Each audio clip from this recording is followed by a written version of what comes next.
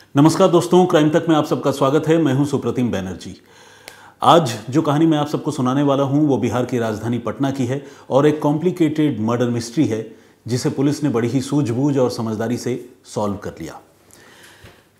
जगह है मसौड़ी, ये पटना ज़िले में ही आता है और मसौड़ी में एक और लोकेलिटी है जिसका नाम है दही मत्ता। इस दही मत्ता लोकेलिटी में एक परिवार रहता है जिसके मुखिया, जिनका नाम भोला शर्मा है, वो प्रॉपर्टी डीलर थे। तो भोला शर्मा जब दही मत्ता में अपने घर के पास मौजूद थे उस समय बाइक पर कुछ लोग आते हैं और 11 जून, पिछले महीने की ये बात है, 11 जून को इनडिस्क्रिमिनेट फायरिंग उनके ऊपर करते हैं, यानी अंधाधुंध गोलियां चलाते हैं। 3 से 4 फायरिंग होती है और इसमें से एक गोली भोला शर्मा को लगती है, लेकिन खुशकिस्मती से वो गोली जो है भोला शर्मा की बांह पर लगती है, हाथ पर, और उनकी ज़िंदगी बच जाती है। हालांकि गोली लगने से वो बुरी तरह ज़ख्मी हो जाते हैं और गोली लगना, आप समझ रहे हैं, अपने आप में एक बहुत गंभीर बात होती है। तो घर वाले फ़ौरन 55 साल के भोला शर्मा को उठाकर हॉस्पिटल लेकर जाते हैं और पटना का जो सबसे बड़ा अस्पताल है PMCH, वहाँ पर उनको भर्ती करा दिया जाता है। इस दौरान उनका इलाज चलता रहता है, घर वाले वहाँ लगातार रहते हैं, तीमारदारी में लगे रहते हैं और धीरे धीरे भोला शर्मा जो है वो स्वस्थ होने लगते हैं, ठीक होने लगते हैं। इस तरह से कई दिनों का वक्त गुजर जाता है, तकरीबन आप समझ लें कि 10-12 दिन का वक्त गुजर जाता है और भोला शर्मा अब काफ़ी हद तक ठीक हो चुके हैं। हालांकि कुछ ट्रीटमेंट उनका फिर भी बाकी है और कुछ एहतियात बरतने के निर्देश जो है वो डॉक्टर की तरफ से दिए जाते हैं, लेकिन भोला शर्मा को PMCH से डिस्चार्ज कर दिया जाता है और 24 जून को वो फिर अपने घर वापस लौटते हैं और वापस लौटने के लिए वो ट्रेन का सफ़र चुनते हैं। एक लोकल ट्रेन में वो बैठते हैं और चूंकि वो बीमार हैं, बुज़ुर्ग हैं, गोली लगी है, तो उनके साथ उनका बेटा गुलशन भी होता है और साथ में उनका भतीजा श्याम किशोर शर्मा भी होता है।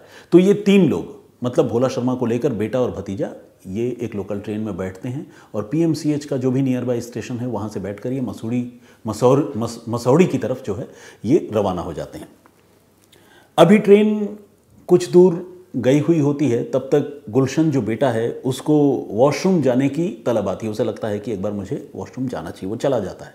और ये जो भतीजा है श्याम किशोर, ये खिड़की की तरफ देखता हुआ, और ट्रेन में बैठकर आमतौर पर इंसान जो करता है, किसी सोच में गाफिल होगा, खिड़की की तरफ देखता हुआ वो अपने चाचा के बगल में बैठा हुआ सफ़र काट रहा होता है।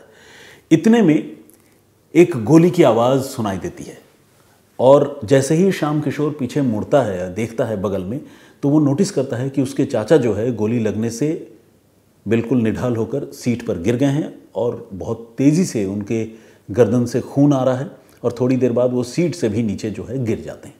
इससे पहले कि श्याम किशोर कुछ समझ पाता, पूरे बोगी में जितने भी लोग बैठे हुए होते हैं वहाँ अफरा तफरी का माहौल पैदा हो जाता है और इस लड़के को समझ ही नहीं आता कि कौन आया, किसने गोली मारी चाचा को, और वो भी इतने करीब से, उसने देखा तक नहीं। तो श्याम किशोर बहुत उलझन में पड़ जाता है। तब तक गोली की आवाज़ सुनकर जो है वो जो वॉशरूम में बेटा बैठा हुआ था, या बेटा गया था वॉशरूम में, गुलशन, वो वॉशरूम से भागता हुआ बाहर आता है। ट्रेन चल रही है पूरी रफ्तार में। आप समझिए कैसा मंजर होगा। बिल्कुल फिल्मों में इस तरह के दृश्य तो हमने देखे हैं, लेकिन हकीकत में चलती ट्रेन में कोई किसी को गोली मार दे, ऐसा आमतौर पर देखने सुनने में कम ही मिलता है। उस पूरे कंपार्टमेंट में भगदड़ के हालात पैदा हो जाते हैं। खुद ये गुलशन जो है वो वॉशरूम से निकलकर अपने पिता की तरफ जाता है, क्योंकि पिता को कुछ दिन पहले गोली मारी गई थी, उसे डर लगता है। तो जब तक वो जाता है तब तक वो लड़खड़ा कर गिर भी जाता है और उसे पैर में भी काफ़ी चोट आती है।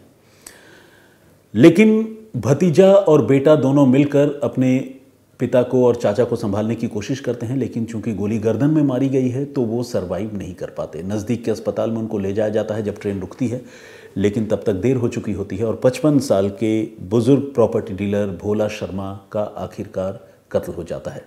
11 जून को, यानी तकरीबन 10-12 रोज़ पहले भोला शर्मा पर जानलेवा हमला हुआ था, गोली चली थी, और अब 24 जून को ये घटना होती है जब जानलेवा हमला पूरी तरह से कत्ल में तब्दील हो जाता है। यानी सेकंड अटेम्प्ट में कातिल जो है इस प्रॉपर्टी डीलर को शूट करने में और उसकी जान लेने में कामयाब हो जाते हैं। अब इस मामले की जांच जो है वो पटना जीआरपी के हवाले सौंपी जाती है, क्योंकि जुरिस्डिक्शन जो है वो जीआरपी का है। जीआरपी मतलब गवर्नमेंट रेलवे पुलिस। पुलिस जांच शुरू करती है और आप समझ सकते हैं कि जांच जो है वो चलती ट्रेन से ही शुरू होनी है। पुलिस जहां से ये लोग ट्रेन में बोर्ड कर चुके थे, यानी पीएमसीएच का नज़दीकी रेलवे स्टेशन, जिसका नाम मुझे नहीं पता है, आप में से कुछ पटना के दर्शक हों तो प्लीज़ बताइएगा कि कौन सा स्टेशन पास में हो सकता है। और जहां से इनकी बोर्डिंग हुई थी वहां से लेकर आगे मसौड़ी और उसके भी आगे जहां तक इनको जाना था, उस पूरे रूट में जितने भी रेलवे स्टेशन हैं उसमें जितने सीसीटीवी कैमरे लगे हुए हैं, पुलिस की अलग अलग टीमें उन सीसीटीवी कैमरों की फुटेज को उस पर्टिकुलर टाइम फ्रेम में स्कैन करने की शुरुआत करती है। पुलिस ये देखना चाहती है कि वो कौन से संदिग्ध लोग हैं या कौन से वो लड़के हैं जिन्होंने भोला शर्मा को गोली मारी होगी। हालांकि आइडेंटिटी उनकी क्लियर नहीं है, न तो उनके हुलिये के बारे में किसी को कुछ खास पता है। पुलिस कुछ यात्रियों से पूछताछ करती है और उससे एक रफ इमेज जो है, एक धुंधला सा इमेज उन शूटर के बारे में पुलिस को पता चलता है, लेकिन एग्जैक्टली वो शूटर कौन है, कहाँ से आए, कहाँ चले गए, इसके बारे में पुलिस को शुरुआती तफ्तीश में कोई जानकारी नहीं मिल पाती है। इसी बीच पुलिस वो जो पिछली घटना हुई थी 11 जून वाली, उसके बारे में पुलिस पता करती है। तो ये क्लियर होता है कि ये जो भोला शर्मा है, खुद पर हुई फायरिंग के बाद इन्होंने पुलिस को जो बयान दिया था, तो अपने ही भाई चंद्रभूषण शर्मा पर उन्होंने इल्ज़ाम लगाया था और ये कहा था कि प्रॉपर्टी के झगड़े में उन्हें शक है कि उन्हीं के भाई चंद्रभूषण ने कुछ किराए के कातिलों से उन पर गोली चलाई थी और उनकी हत्या करने की कोशिश की थी। हालांकि परिवार में जो बेटा है गुलशन, उसने अपने चाचा का पक्ष लिया था और कहा था कि नहीं नहीं, ऐसा हो ही नहीं सकता कि चाचा मेरे पिता की हत्या करवाने की कोशिश करें। तो यहाँ पर परिवार में भी एक अनबन के हालात थे, जिसमें बेटा चाचा के पक्ष में नज़र आ रहा था और विक्टिम जो भोला शर्मा है वो अपने भाई के खिलाफ ही रिपोर्ट दर्ज करा रहा था। इस बीच जब छानबीन हुई तो ये भी पता चला कि भोला शर्मा के पास काफ़ी पुश्तैनी ज़मीन है और भोला शर्मा की जो बीवी है उसकी मौत के बाद बुजुर्ग प्रॉपर्टी कारोबारी 55 साल के कारोबारी भोला शर्मा को शराब की लत लग चुकी थी और ये अक्सर जो है वो काफ़ी शराब पिया करते थे, मैनोशी करते थे। और ये जो प्रॉपर्टी उनकी थी, पुश्तैनी ज़मीन अलग अलग जगहों पर, वो सारी ज़मीन जो है वो बेच रहे थे और इसी तरह से ताबड़तोड़ तरीके से ज़मीन बेचने औने पौने कीमत पर और रोज़ घर में दारू शराब की नदियां बहाने, इन सब वजहों से परिवार का बेटा, भाई और दूसरे लोग भी अपने इस फैमिली मेंबर से यानी भोला शर्मा से नाराज़ रह रहे थे।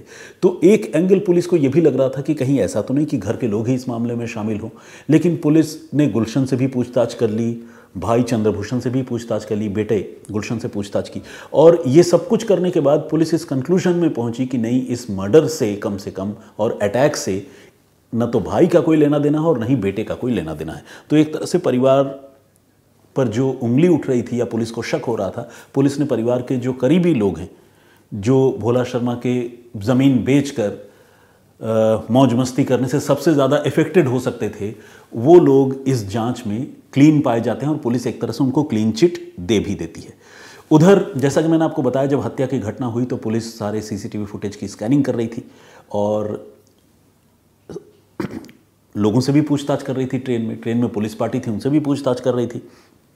तो पुलिस को ये पता चला कि भोला शर्मा को गोली मारने के बाद कातिल, जहाँ पर यह हत्या हुई थी, एग्जैक्टली जिस जगह पर गोली मारी गई थी, उस जगह का नाम है, मैं आपको बताता हूँ, एक हॉल्ट है।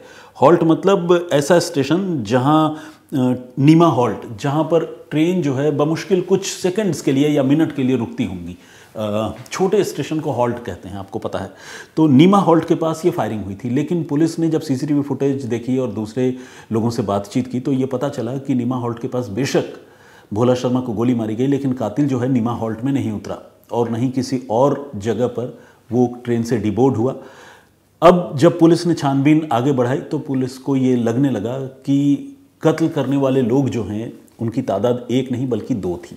2 लड़के थे और वो दोनों लड़के मसौड़ी रेलवे स्टेशन पर ही उतरे, यानी उसी डेस्टिनेशन पर जिस डेस्टिनेशन पर भोला शर्मा को और उनके बेटों को, भतीजों को जाना था।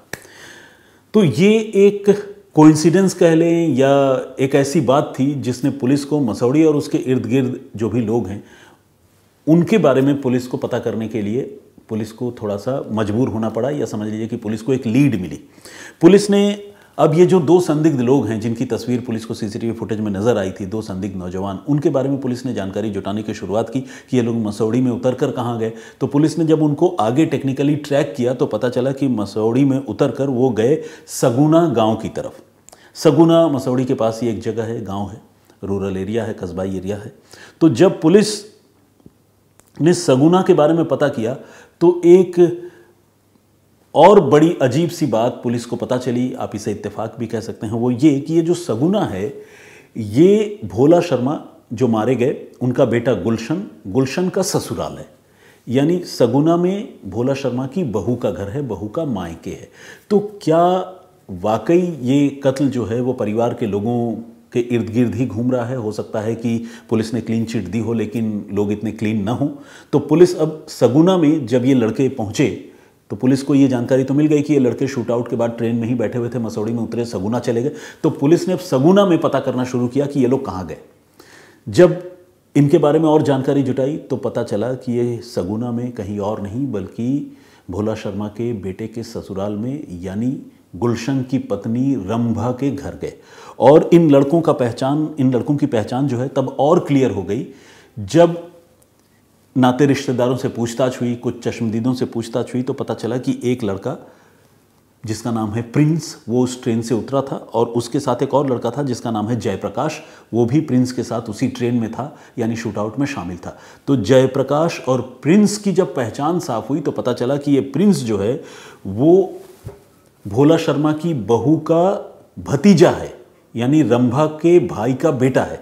और जो जयप्रकाश है वो बहन का बेटा है, यानी रंभा जो है जयप्रकाश की मौसी लगती है और जयप्रकाश रंभा जो भोला शर्मा की बहू है उसका भांजा लगता है। तो कहने का मतलब ये कि बहू का भतीजा और भांजा, इन दो लोगों ने मिलकर भोला शर्मा पर गोली चलाई थी और कत्ल किया था।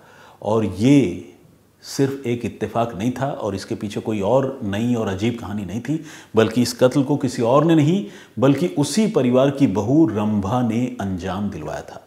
और रंभा ने इसके लिए बाकायदा अपने भतीजे और भांजे को तैयार किया था, पल पल की जानकारी देती थी अपने ससुर के बारे में और सुपारी भी दी थी। कहा था कि इसके बाद, कत्ल करने के बाद जो भी प्रॉपर्टी का बाकी हिस्सा होगा उसमें से एक हिस्सा या रुपए पैसे जो है इनको वो देगी।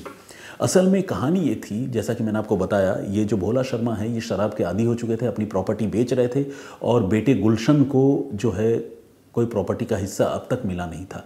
गुलशन बहुत हताश और निराश था। हालांकि गुलशन अपने पिता के कत्ल में शामिल नहीं था, लेकिन गुलशन से 2 कदम आगे बढ़कर गुलशन की बीवी रंभा ने अपने ही ससुर को ठिकाने लगाने की साजिश रच ली और अपने भतीजे और भांजे को इस साजिश में रोपिन किया, शामिल किया और फिर इन 2 नौजवान लड़कों से अपने ससुर की हत्या करवा दी। और देखिए हत्या हुई बिल्कुल फिल्मी स्टाइल में, चलती ट्रेन में, और शूटर जो है वो ट्रेन में ही बैठे रहे। कत्ल करने के बाद लोगों की भीड़ में छुप गए, दूसरी बोगी में जाकर बैठ गए और फिर उतरकर वहाँ से फरार भी हो गए। किसी को तब इस घटना के बारे में पता तो चला लेकिन शूटरों के बारे में कुछ नहीं पता चला। लेकिन जब तफ्तीश हुई तो सारी कहानी साफ हो गई, शूटर भी पकड़े गए, उनकी भी पहचान हुई और शूटर के साथ किसका कनेक्शन है ये भी क्लियर हो गया।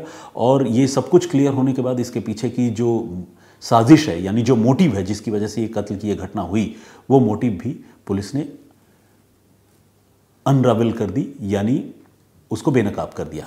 तो आइए आज की कहानी यहीं तक। इस कहानी पर आपका नज़रिया क्या है, आप क्या सोचते हैं, प्लीज़ हमें कमेंट करके ज़रूर बताइएगा। आपको याद होगा कि हमने एक कहानी आपको एक रोज़ पहले ही सुनाई थी जिसमें मैंने आपको बताया था कि किस तरह से गाज़ियाबाद में एक बड़े कॉरपोरेट प्रोफेशनल का कत्ल कर दिया गया था और उसके बाद एक एनकाउंटर में कत्ल करने वाले बदमाश की मौत हो गई पुलिस की गोली से।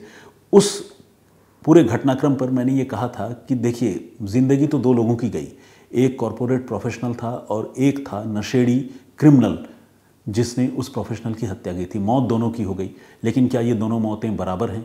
इस पर आप में से बहुत सारे लोगों ने कमेंट किया था और आइए उनमें से कुछ कमेंट्स भी पढ़ता हूं और कुछ लोगों के नाम पढ़ता हूं, जैसा कि हमारी परिपाटी है। हिमांशु ने कमेंट किया, उन्होंने कहा है कि कर्मों का फल आज नहीं तो कल मिलता ज़रूर है। स्वीट प्रीत के नाम से हमारी एक दर्शक हैं, उन्होंने भी कमेंट किया और उन्होंने कहा है कि इंसान का संगत अच्छा होना बहुत ज़्यादा ज़रूरी है। अगर किसी का संगत खराब हो तो उसके बिगड़ते और उसके कदम बहकते देर नहीं लगती। और सबको शिक्षा की वकालत की है रेखा भट्ट जी ने, बहुत स्वागत आपका। यूनुस शेख नांदेड़ महाराष्ट्र से हैं, इन्होंने नमस्कार कहा है। इसके अलावा अंसारी हुज़ैफा ने कमेंट किया है, ये भी महाराष्ट्र से हैं। मधुर मिश्रा, बहुत दुखद घटना है, उन्होंने कल की घटना के बारे में लिखा है। परूप शिष्टा जर्मनी से हमारे दर्शक हैं, रेगुलर लिसनर हैं, देखते हैं। शुभम यादव बिहार से हैं और उन्होंने कहा है कि ये स्टोरी वाकई बहुत दिल दुखाने वाली है, जो प्रीवियस स्टोरी मैंने आप लोगों को सुनाई थी। अगर आप लोगों में से किसी ने वो स्टोरी मिस की है तो आपसे गुजारिश है कि क्राइम तक के प्लेलिस्ट में जाकर सुप्रतिम से सुनिए में आप उस स्टोरी को सर्च करके सुन सकते हैं, और वीडियो सेक्शन में भी वो स्टोरी तो पड़ी होगी। होमी राय हैं, इन्होंने किया है ये जो घटना हुई उसमें पीड़ित पक्ष के लिए इन्होंने संवेदना जताई है। अजहर मंसूरी का भी कमेंट है। सुप्रिया पाटिल, कुलदीप शर्मा, शिखर रयात, इन्होंने ये कहा है कि आपकी बात ठीक है कि एक आदमी जो पढ़ा लिखा है और एक प्रोफेशनल है, वो सोसाइटी में कुछ कंट्रीब्यूट कर रहा है, वो पूरे समाज के लिए एक धरोहर है, एसेट है। जबकि एक ऐसा आदमी जो नशे में डूबा हुआ है और अपने नशे के लिए क्राइम में इन्वॉल्व है, किसी की हत्या कर दे रहा है, उसका वजूद जो है किसी जानवर की तरह है।